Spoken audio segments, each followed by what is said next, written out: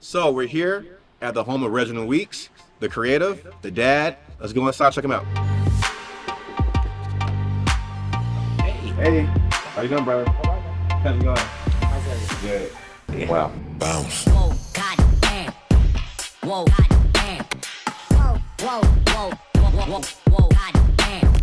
Whoa, goddamn. Whoa, goddamn. Just bounce. Oh, hey.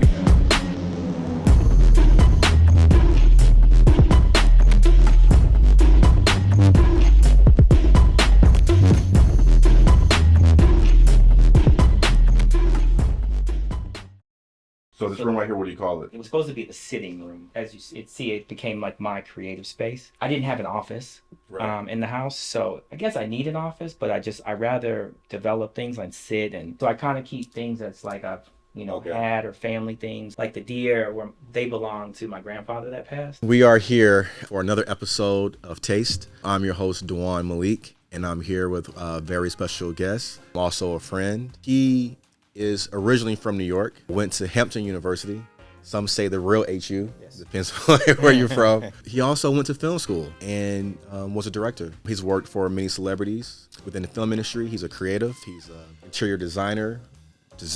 He's also a father of 3. He's been around, now for a while in Atlanta, doing many great things, has designed many great spaces, from helped design this studio and other places that we've done, other great venues throughout Atlanta. Reginald Weekes. Hey, how are you? This show is called Taste.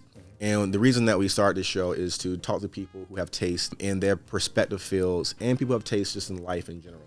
How do you define taste?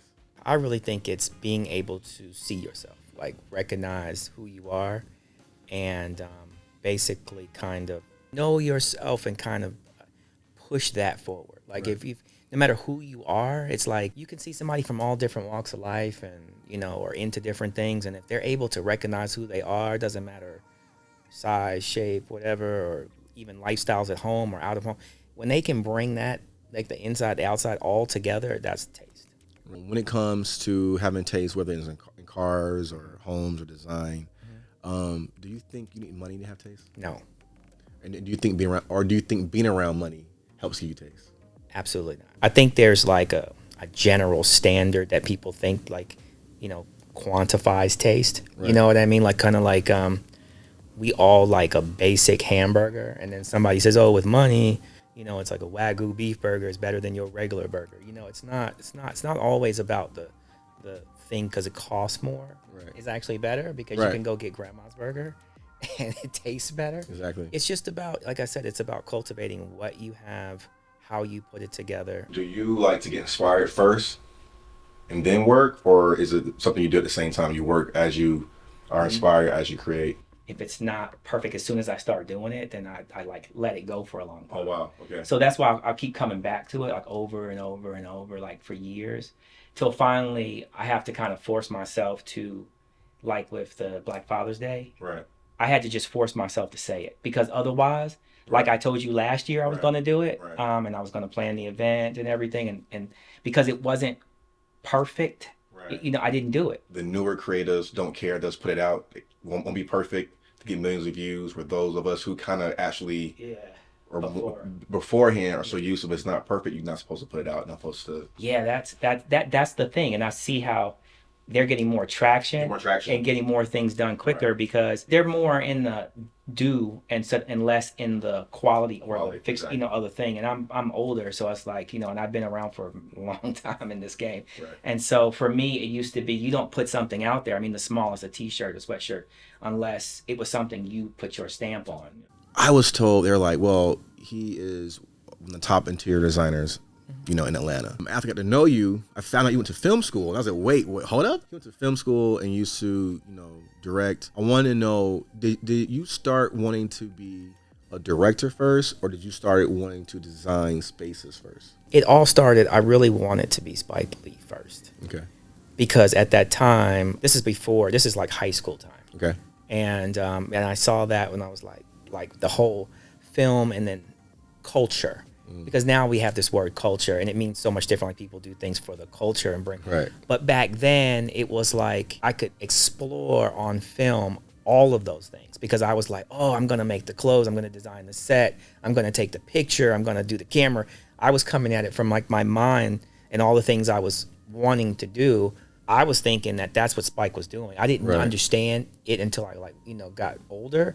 But I'm like, oh, I get to bring all these different aspects together. And that is what he's doing. But I was thinking I was going to be like, I didn't realize how many people are in a production at that time. Right. I'm just thinking I got to do it all. And you went to NYU. Yes. So how was that? Interesting. It helped me with the with the basics, obviously, like with the knowledge and how to format and put things together. I was already doing the creative part of it. I was in fashion before that. I was basically a fashion stylist in New York, and then realized that that was kind of the ceiling at that time. Right. I didn't think about it because I was like, oh, if I go in styling, I'll get on the video, then I'll get behind the camera. I was still programmed like, oh, you go to school, get a degree kind of programming. It wasn't like now any kid can pick up a phone and a camera, make a video, and now everybody wants to work with him. Right. I was like, I got to go to school first. Was there a point where you did a pivot from working, behind the camera and film, and then you went into design, or were you always in those different spaces? All at once. All at once. I had to make a pivot between each one. You did? Okay. Yeah, so it was like a time period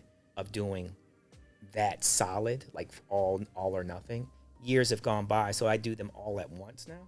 Right. But I didn't know. No. I did a period of being in fashion, and then that went from being in restaurants, and then with the restaurants came commercial design as well. Right. It came with like event planning. Then then I went to film school.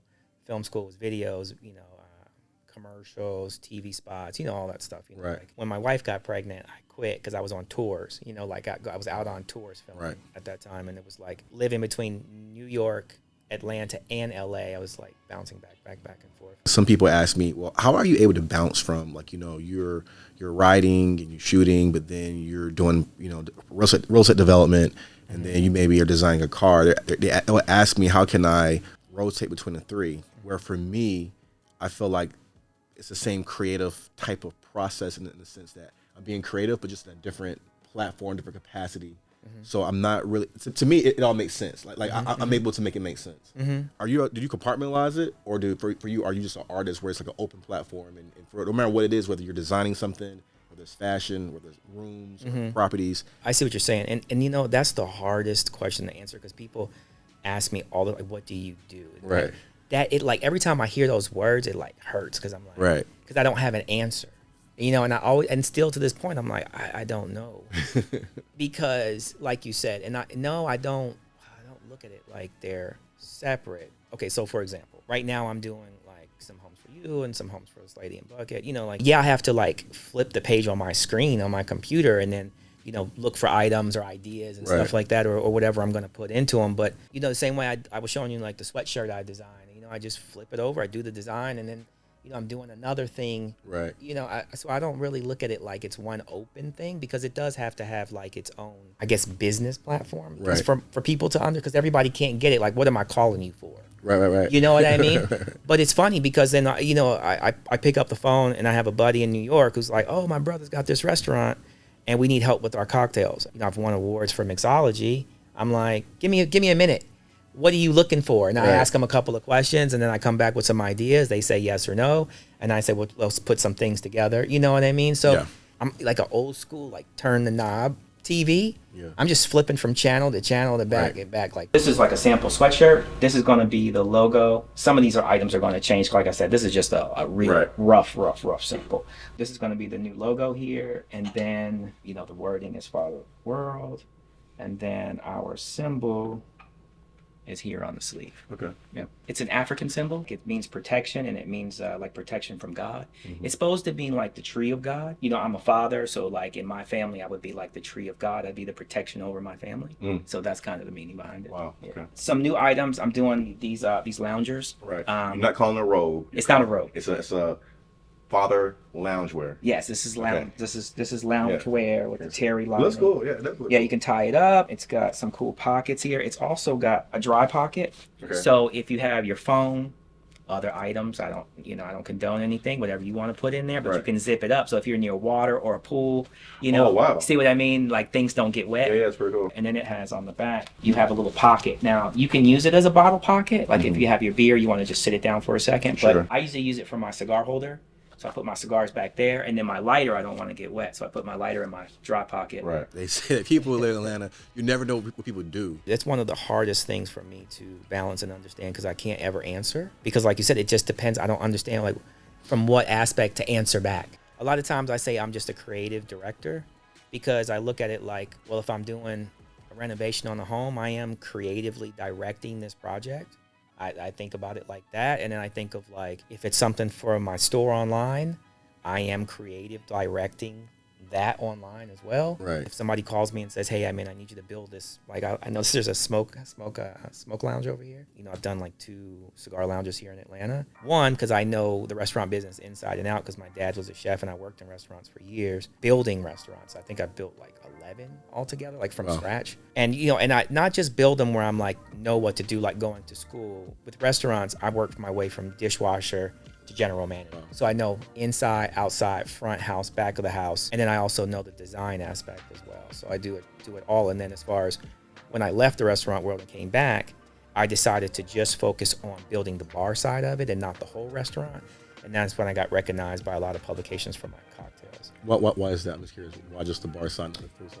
Because I didn't have the time to dedicate, because my wife was pregnant. Okay. And I just wanted to do it part-time, as like, because I was still doing the film as well. So time-wise, I was limited, because, you know, a pregnant wife, new son, and trying to buy a new house. And I was like, well, people are calling, so I can't always come and do your music video or like your fashion show or film it, and then commit to being at your bar full-time or your restaurant or whatever it is. So I had to say, hey, I can come to your restaurant very, very part-time and focus on making your bar better. If somebody younger, let's say they're right now in school, whether it was film school or, you know, fashion school or whatever, and they wanted to know, with all of the industries that you've been in, all the things that you've done, just from a straight business standpoint, did you find one to be more profitable than the others? Yes. I actually got accepted to fashion school first, and I turned it down. I guess me personally, I didn't seek from working in fashion the scale of the monetary, you know, like the scaling up on it. And then with film, I saw it. I could see it. I could touch it, you know, from a business side. Even like I got a job like a week out, like right after school. And I spent a whole bunch of money, you know, went and bought cameras, equipment. But I was making that money like hand over fist, like back quickly. Wow. You know what I mean? Doing what? Videos? Or? It was a little bit of everything. Okay. But once I had invested in the equipment and I knew what I was doing, I mean, it was like, oh, do my music videos, shoot my wedding, you know, come film this, you know, This is actually a mural. It's wallpaper. It's not like a pattern. A pattern. No, this is actually. No, this is a mural. When it comes to houses, Yeah. do you choose functionality over design? For myself, Right. it's usually design over function, Yeah. to be honest with you, because I'm more inspired by the design Right. than I am the function. Like I'll make it work. Yeah. You know what I mean? But for someone else, if I'm doing a home for someone else, a lot of times it's more for them, because they want design, but they want function. If you had to do it all over again, would you change anything as far as the path that you took? On the real estate side, yes. On the creative, because the real estate side, I look at it more of like an investment side. That's the only regret. The creative side, no. I think I was fortunate enough to kind of manifest to be in the right place at the right time and met the right people, as far as what I was doing or wanted to do or how much I wanted to do it. So I don't have any regrets on that side.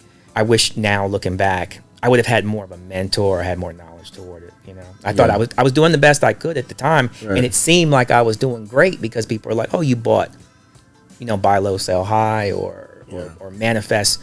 How did you get this commercial property for so cheap?" And then, you know, do a little fixing up and turn around and it makes a large sum of money. Right. I was just being me, and I was just creative about the way I approached it. You actually had a house that you sold to Usher? Yes. Right? And that house, and now you kind of wish you still had it? Yes. Did he sell that house? Did he end up Yeah, selling it actually, I tried to buy it back. Oh, wow. I wanted to buy it back. I just wasn't in the space financially, because we were in between being pregnant at the time, but we were in a property. And financially, I would have had to, you know, get out of that property to get this property, and didn't know where I was going to be. But it wouldn't have been kid friendly. Right. And now you have a set of twins, a set of twin girls. How did that change things for you creatively, professionally, with having your twin daughters? I literally was on a tour, like a world tour. And I was on the way. We had done the US version, and then I was headed to the European version, and I had to stop then, because I would have been too far away, and she was about to have the baby in July, and I like the, it was like a month out, and they asked me to go on the second part, and I thought that was going to be like, oh, this is the halt to everything. Then that Right. was, 13 years ago. And then 4 years ago, I thought in my Virgo mind that I had it all under control. But when two babies come at the same time and they're the same age, it's something that I thought I'm going to get two of this, two of that, minivan. You know what I mean? I'm going to make this work. Right. Because it took me 30 minutes just in the doctor's office to calm down, But when I started thinking like me, I'm like, oh, okay. First grade one time, second grade one time. It's not like when you have 3 kids, you got to Right. go first, second, like, and then go back, then go Right. back and do everything. So I started working it all out. Like, I wasn't prepared. Yep. I still wasn't prepared. Not at all. It stopped everything. Because I've said twin girls too. Yeah. And one of the things that I find myself a lot of times when the house calms down, where I would have been creative, I kind of just sit in silence. That's how I am. It's hard for me after a whole day. I don't even want to touch the phone. I don't want Right. to pick up anything. It dawned on me about 2 years into having twins. I had lost my voice inside. Like, there was nobody I was talking to. I couldn't talk to myself. Right. Because there's 2 kids always making noise or talking. So you have to basically shut yourself off and just focus on them. Right. Because there is no moment where you're like, let me just think about what I need to do. There's no thinking. There's no talking. The voice in your head is gone. Right. So that creative thing that I used to have was shut completely off. Right. I'm looking at your living room because what right now Yeah. you can't tell is he has twin girls. You have white sofas, which Right. I don't even want to know How how I you got around that. do you keep this, because my girls are crazy. It's not the way it would have been Right. if we didn't, have 2 4-year-olds who are ripping, running, and tearing everything up. Yes. So like under here is a really cool trunk, Mm-hmm. but it's like one of those like stainless steel shipping trunks with the wood and the leather. It's an amazing piece, but it's covered with all of this stuff because they're just all over it. Right. They're climbing on top of it, they're hitting it, they're banging hammers and toys on it. So I put this blanket on it so it just didn't look like a cover, but this is how it looks every day. Right. And then their toys, they're in bins now because you're here. Right. But normally this with a lot of other things, which I put in away for today, are just usually throughout everywhere. This used to have wood in it, but they wouldn't stop touching it like it was a wood-filled thing for the fireplace, but that went... So basically, Reggie is giving us pointers of, if you have kids that are Yes. young, you can still keep your design aesthetic, a nice house, but you have to make some concessions of how Yes. how you dress it and how you cover it. You have 2 things. You have Father of the World, Yes. and you're going to do a Black Father's Day. Yes. So let's just start with the Black Father's Day. Okay. Why do you feel, and why did you feel it important and necessary to do a Black Father's Day? It really came to me when we got Juneteenth. That's how it started. And I think that, you have Father's Day, and for every father out there, just listen to me. Juneteenth falls right in line with Father's Day. And so when you're just a regular dad, it's not about being Black, but it is in this particular circumstance, is that, I have to call all the family, it's mom, dad, sister, brother-in-law, sister-in-law, grandma, grandpa, all the kids, and you're doing food and a thing and, decorations and all that, and you've put all this energy, then you're going to turn around and celebrate Father's Day either the next weekend or the next day, but you were just with all those people. You know what I mean? Right. In that kind of context. And so it really removed Father's Day because it's like, what do we do now? We just put all this energy into Juneteenth, redo it all again like either the next day. And you're tired and your family's tired. And how are they going to celebrate you and take you out? Because you just had a celebration. Right. So I felt as Black fathers, we needed to move that date away from Juneteenth and have our own day. That's really where it started.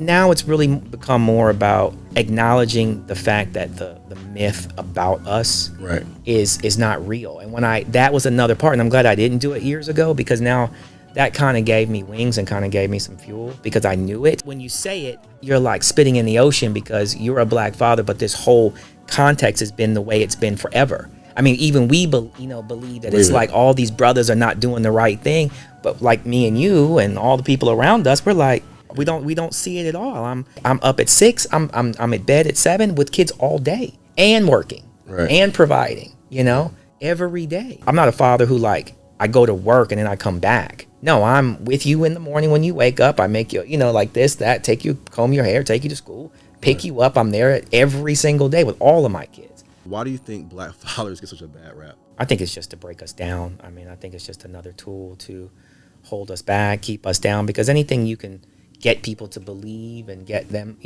it's just fuel. And when you really think about it, I mean, I get, but you're magnifying technically, which is a small portion of the community. Yeah, there are fathers who are deadbeat dads, but there's deadbeat dads all across the world. It's not just us.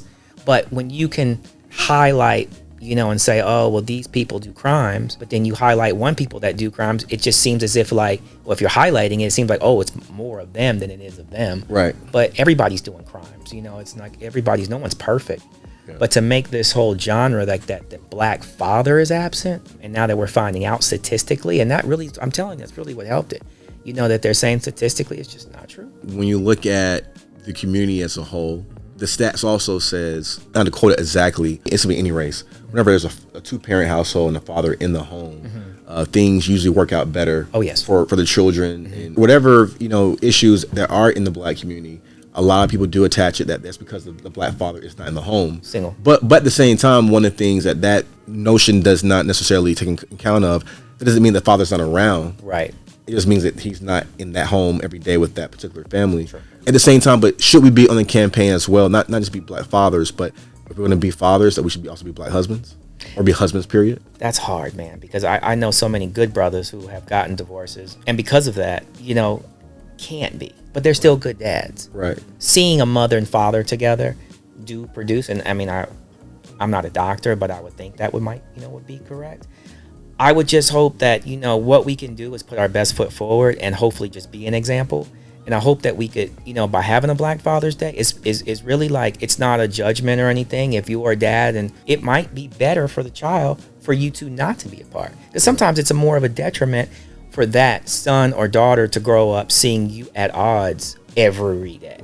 But at the same time, maybe we help a few more people by giving them the tools and giving them the information, or even access to get the information or access to get the tools. Right. Because I think a lot of times we don't have, like I was talking about, like having a role model or having someone to talk to or having another brother to talk to. Right. I mean, there's been times in my life where I'm an only child, but having a good uncle has really helped me. Right. Tremendously. What made you choose this house? It's a very nice house and it's very unique to the neighborhood. Yes. Yeah. What made you choose this house? I really want to say I manifested it because when I was living in the other house, it was one level. That place was all designed New Orleans. It was just like New Orleans style. And then we wanted, because we had gone on some trips to Italy and Greece, and when we came back, we were like, I want a one level house, but I want it to be Mediterranean. Wow. And that was the thing. So we kept saying that over and over and over and over. And when we told the realtor, that's what she's like, how are you going to find there's like no Mediterranean one level? Because there's a few more around, but they're like the two levels, but not one level. Somehow this wasn't even on the market and we found it. What is Father of the World? Is it just a brand? Is it an organization? Can people join it? I want to say it's a brand, an embodiment of everything that I've been involved in. Like on my site, I have everything from like, cocktail mixing things to cigar accessories, just small accessories. But really it's about me being able, I guess, like you said, like the show's called Taste, and having Taste to put together. I found like me putting together the pre-gift boxes for people. They really enjoy that. It really is a brand to help people who are like having a hard time or don't know, and really to help a lot of people figure out like what men like. I would always get like, where did you get this from? Or how did you know to put that together? Because I don't know, like my husband wants this, or my boss talks about this particular thing. I guess just being a person of taste, right. I might know. They might say, well, he has a Lexus or something, and they're like, oh, but you got this thing on your car that does this and this and this. Where did you know how to get that? And I'm like, oh, I can point you in the right direction. Right. If it's a key accessory or a cool lapel pin or a great set of cufflinks, I can point you in the right direction. Right. Yeah. And when you shop and you source, are you going to like one store in person? Are you going online? Or use a combination? It's a combination. Yeah, everything. It's travels. Like sometimes I find things when I'm traveling, just like cool accessories. I mean, a lot of times I end up having to buy 2 or 3 because it's really for me, you know what I mean? But I know someone else would like it. Right. And that's how it started. I had all this cool stuff, you know what I mean? And people would ask me about it. Everything on it, the first time I did the store was something I had or owned, would swear by I would use every day. You know, Right. I had these leather coasters that a guy made in San Francisco, and I loved them because he made this leather mug I would drink out of all the time, and it put patina and the leather would get, you know what I mean? So I'm like, oh, let me buy a bunch of these because I know other people are going to like them. So I Right. started selling them on my store. And will you ever do a brick and mortar? I would love to. I mean, I think that when I started the store, the world moved into e-commerce so fast. I come from the school of if you have a thing, an idea like that, you have a store. Right. But then e-commerce came about, and this was back in 2010 when I started. I was like, oh, but I could have a whole store online just as easy. Right. Now I had to store all the stuff in my home, which was crazy. Once the whole collection is put together, where can somebody go to find products and items from Father of the World? FollowTheWorld.com. Straight FatherOfTheWorld.com. Yeah. Will you ever expand to Mother of the World? One day, somebody said to me, well, do you do things for ladies? You know? And I'm like, well, there are items on here. I mean, it's, unisex. Some items. I mean, cufflinks Right. are not usually a unisex item. But there's other items on there because I have candles and I have throw blankets and sometimes I have pillows and chairs. It just depends on, what I find. But the reason I was focusing on Follow the World because I felt like there was a niche there more, and it was more of something that I don't do female shopping. You know what I mean? Like, Right. so, I mean, unless it's for my wife, that wasn't like the thing because the store, I would talk about the things at the time back when, remember blogging was bigger Right. before we had Instagram and Right. everything. So I was writing a men's blog first. Okay. And then I started saying, people were like talking about, oh, the blog is so great. Like how you find these great items. So I was like, man, I should just make a store about all the stuff I'm buying anyway. Right. Yeah. Within the products, because I know you have the Black Father's Day, but can Yes. any kind of father buy from Father of the World? In my mind, the concept Father of the World is not singularly meaning to have given birth to a child. It means to have given birth to anything. We have given birth to the street light. We've given birth to the vacuum cleaner. And not just inventions, but music, culture, creativity, anything, artist. You are father of this world. I feel like Gotcha. people who give birth to things that people use or, have come into this world, you are the father of the world. Right. Yeah. Nice. I think that's all we have. Appreciate being able to come to your home, seeing your aesthetic, seeing your design, learn more about you, learning more about, being a father of the world. And I like that spin on that. Like you can be the father or, of your own world, not just of a child. Yes. And we also look forward to doing the Black Father's Day. And I definitely hope that we can get the message out that, just because you're a black father doesn't mean that you are not involved in Oh, yeah. that child's life and to dispel that myth that has been going around. Yep. Appreciate it. All right. Wow. Bounce. Whoa, goddamn. Whoa, goddamn. Whoa, whoa, whoa, whoa, whoa, whoa, goddamn. Whoa, goddamn. Whoa, goddamn. Just bounce.